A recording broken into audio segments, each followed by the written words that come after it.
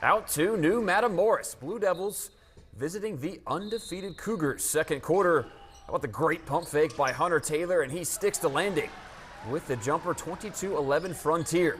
The ball finds Avery Powell, and he's going to be gone on the blow-by, straight to the rack with the right hand. Now out of bounds, Powell hits Kason Hoff, who goes up quickly and banks it home. Other end, Jude Bills popping along too, and that falls. Lead is 13 for the Cougars.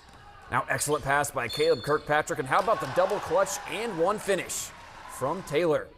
Rowe Maston to Andre Anderson. He rises up and rattles home the mid-range jumper. Third quarter action, Jacob Bowersock getting inside and hitting the runner in the lane.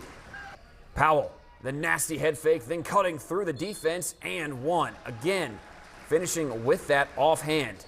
Bowersock pulling it out. No one guards him, so he just fires the open three. Bottoms. Frontier thumps rival St. Mary's 65-30.